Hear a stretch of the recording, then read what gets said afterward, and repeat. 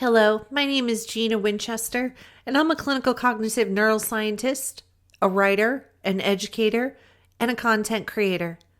This series is called Science in a Sec, where we will discuss a broad range of scientific and clinical content. Check us out on social media, Substack, YouTube, and Spotify. This series is brought to you by SwallowSafe.com. In Science in a Sec, what is a neuron? I discuss what a neuron is and some basics about how neurons are structured. It's a great article, and I give you a lot of information you might find useful, but here's the crux of what you will need to understand for this article. A neuron is a microscopic cell. Just like any other cell in your body, it is so small, it's hard to conceptualize how small it is. Neurons have biology, chemistry, and physics happening. Neurons do not think. There is no thought there.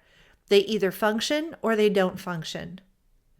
Thought, consciousness, cognition, psychology, and neurology are very different things.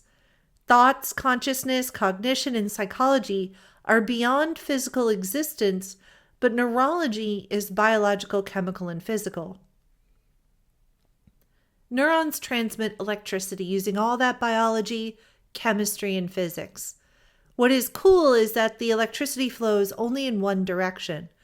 This helps the body keep signals from, quote unquote, crossing. Neurons have things called dendrites, cell bodies, axons, and terminal endings. The space in the middle is called the synapse. Chemicals are released by the first neuron into the synapse, where they'll be taken up by the next neuron's dendrites. These are called neurotransmitters. Today's question, what is a neurotransmitter? In this article, I'm going to explore point number 6, the chemicals that are released into the synapse that are taken up by the next neuron's dendrites, known as neurotransmitters. While the term neurotransmitter may seem confusing, the word itself actually tells you what is happening. A neuron must transmit some sort of signal to another neuron, but there is a catch. Electricity cannot be transmitted between neurons. This is because there is a space between the first neuron's axon and the second neuron's dendrites. And for more information on axons and dendrites, see Science in a Sec, What is a Neuron? The issue is that the space between the neurons is filled with cerebral spinal fluid because the entire nervous system is essentially drowning in cerebral spinal fluid. This fluid is filled with everything the neurons need, including ions like sodium and potassium and just, a bunch of other stuff. The fluid is largely neutral in pH. So electricity doesn't have the capacity to jump the space between the neurons and be carried on. Well, the body is an amazing thing. It came up with an alternative. The first neuron will release some chemicals which the second neuron will absorb. The second neuron will make that electricity that it'll shoot down its own axon and trip the process again to the next neuron after that. In the figure below, taken from Winchester and Winchester 2014, I am showing you this process. The yellow thing on the left side of the figure is neuron number 1's terminal ending. And to learn more about terminal endings, see Science in a Sec, What is a Neuron? The first neuron in yellow has a bunch of sacs that hold chemicals called vesicles. These vesicles are sacs that sit in the neurons and they can really hold anything. Here, I am showing you the ones that hold neurotransmitters. Each type of neurotransmitter is held in its own vesicle, and they basically just sit there in the terminal ending, waiting to be released into the synapse based on what neuron number 1 wants neuron number 2 to do. How does it know what chemical to release? Well, that electrical signal that is shooting down the axon. Each has its own special signal, And don't worry about that and how that happens. That's a high level of neuroscience that we don't need to go over here because it's kind of boring. When that electrical signal shooting down neuron number 1's axon makes it to the terminal ending, neuron number 1's terminal ending is going to trigger that vesicle to reach the edge of the synapse, which we show in the figure, and dump its chemicals into the synapse. What you might notice in this photo is that neuron number 2, which is shown in gray, they have some squares that are different colors. These are called receptors. The receptors each have a different shape to them. In neuroscience and neurology, we call this the lock and key concept. A neurotransmitter has a certain chemical composition, which means it actually has a specific shape too. That shape only fits the lock or the receptor that has the same shape. This way, neuron number 2 doesn't have to really do anything other than have its locks opened by the specific neurotransmitter key. When that lock is opened, it tells neuron number 2 what to do. Neuron number 2 will create a unique electrical signal that will shoot down its axon to its terminal ending. Then neuron number 2 releases neurotransmitters into the next synapse, telling neuron number 3 what to do, and so on and so on and so on and so on. This is how neurons transmit signals. How does all of that translate into signals? Well, to understand that, we have to go back to our lock and key idea. In this figure below, we're showing you a few neurotransmitters. Now, you're probably thinking to yourself, why is estrogen in this figure? Well, it's because estrogen actually is found in the nervous system too, and is what we call neuroprotective. It's a real big deal when it comes to brain signaling, and it is something we will cover in a later article when we discuss dementia and specifically Alzheimer's disease. What you'll also see are other neurotransmitters. The main point we want you to see from this figure is the shape of the chemical structures.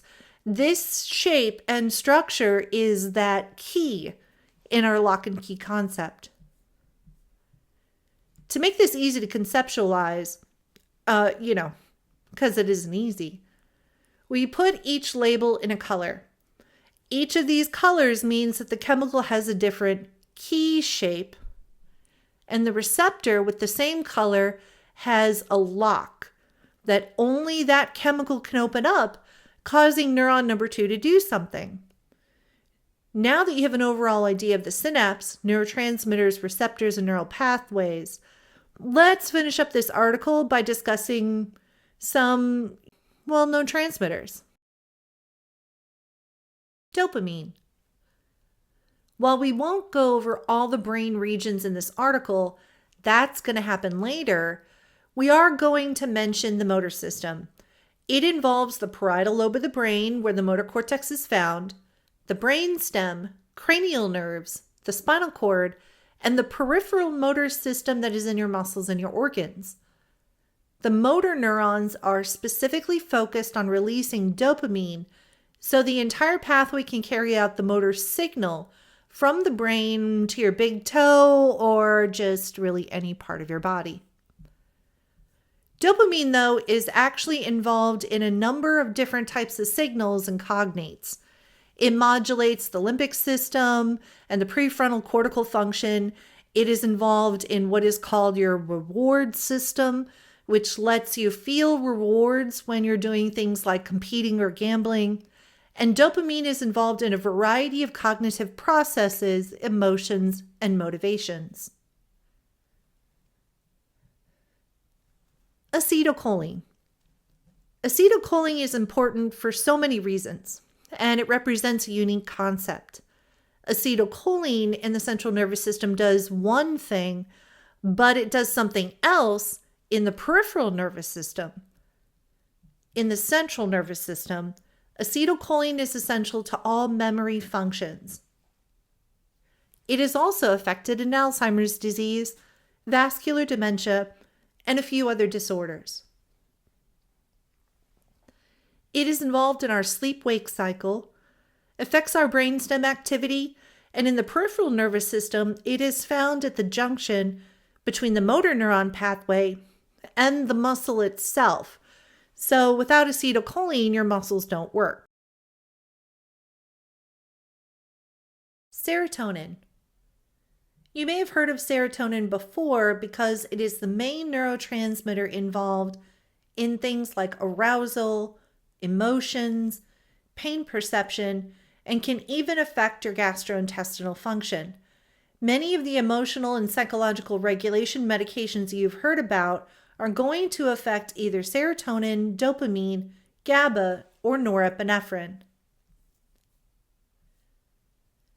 GABA. GABA is an acronym for a chemical name that is super long, and we're just going to use the acronym GABA because that is what you're most likely to hear when anyone talks about this neurotransmitter. The lowdown on this neurotransmitter is that it is the major inhibitory neurotransmitter in the body.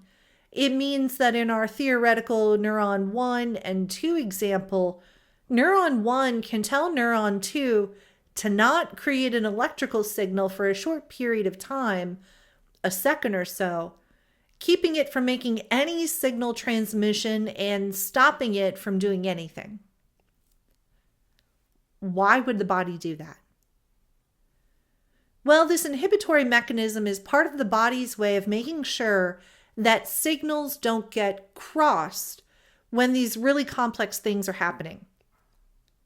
For example, the body does this when you're really scared. Let's say you are standing in front of a bear and your body has to figure out how to get you to safety.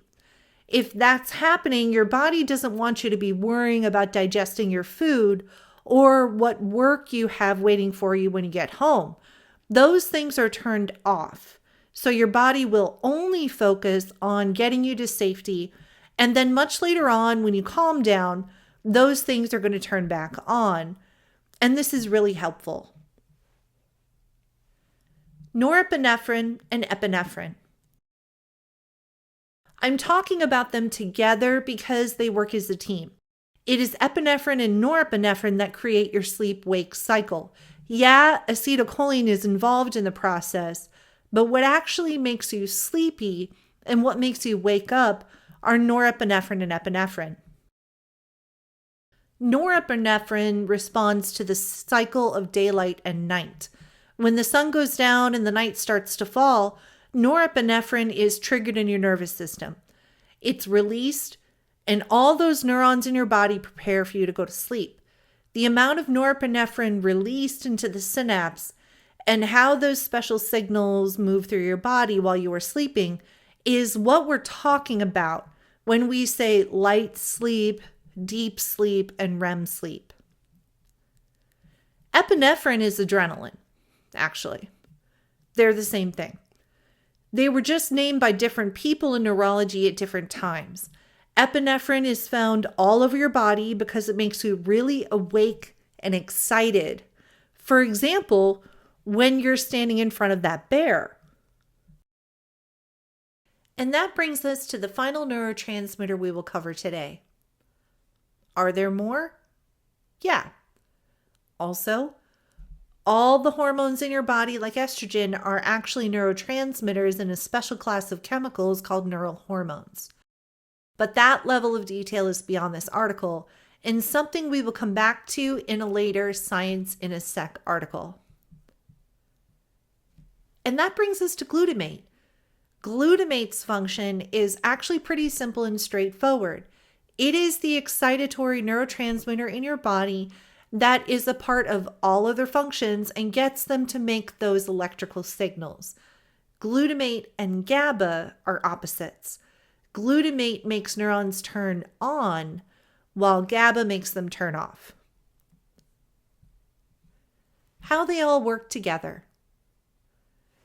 In our standing in front of a bear example where we need to get to safety, glutamate is coursing through your body, along with epinephrine and adrenaline, to get you really focused on getting away.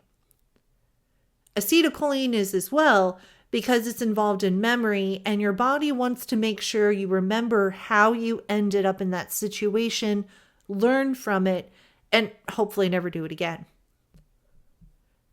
Dopamine will turn on so your motor function, muscles, everything else, all jump into high gear and help you move quickly enough and precisely enough to make it to safety. GABA will inhibit your digestive function and, a bunch of other stuff. So your body can devote all its energy and time on getting away from the bear. You see what I mean? Quite a few neurotransmitters are flowing at the same time across all those neurons with their special signals to help your body do a really complex thing, like recognize the bear, process that bear equals bad, perceive your entire environment at the same time, figure out how to get to safety, and then get yourself to safety in a matter of 30 seconds to a couple of minutes so you can live to frolic in the flowers another day. Okay, you don't have to frolic. Wow, what an amazing system. It does all that in fractions of a second so I can just function? Yeah, it does. The basics of a neuron are all the same, but how those neurons respond to each other, times a gazillion neurons and like a bajillion synapses, is what makes life possible. And that's where the rubber hits the road. We can talk all we want about neuroscience theory, but neurology is where we examine how they help us in our lives. If there is something that is not functioning less than is healthy, or something that is healthy but just needs to be improved, neurology is necessary. Neurologists are incredible physicians. So I'm going to stop there. This has been Dr. Gina Winchester with the Science and the Sex series, sponsored by SwallowSafe.com. I want to thank you for spending time with me today. In this series, I'm trying to take some of these difficult scientific and clinical concepts with a particular emphasis on neuroscience and neurology and break them down into a kitchen table conversation type way. And I want to do this because these are complex topics that we can conquer. And we hope that you'll subscribe to our Substack for more podcasts, articles, and the Science and the Sex series. We would like for you to like, follow, comment, and share. And don't forget to follow us on all your favorite social media platforms. You can find us on Facebook at SwallowSafe.com, Instagram, Swallow.safe, LinkedIn, SwallowSafe.com, X, SwallowSafe_com, TikTok, Dysphagia_safe, Blue Sky, SwallowSafe.bsky.social, YouTube at SwallowSafe, Substack, SwallowSafe.com, and you can listen to our podcasts and the Science and the Sex series on SwallowSafe.com on Spotify. Thank you again, and we hope you enjoy your day.